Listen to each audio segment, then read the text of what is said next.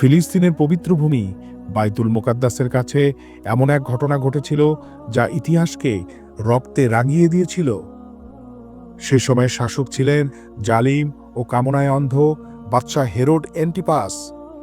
আর সত্যের পথে অটল দাঁড়িয়েছিলেন আল্লাহর এক পবিত্র নবী হযরত ইয়াহিয়া আলাইহিস সালাম।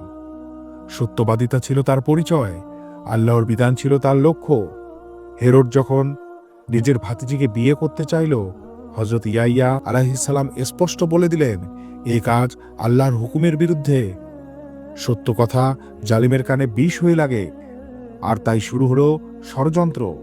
হেরোডের স্ত্রী হেরোডিয়াস, যিনি প্রতিশোধের আগুনে পুড়ছিলেন, তিনি নিজের মেয়েকে সালুমের মাহফিলে নাচতে পাঠালেন।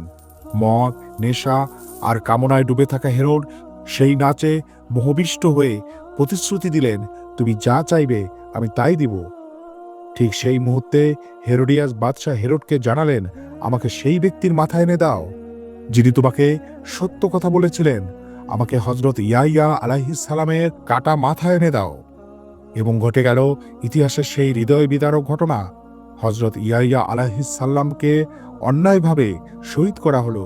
তার পবিত্র মাথা এক থালায় রক্তে ভেজা অবস্থায় জালিম বাদশাহের সামনে এনে রাখা হলো।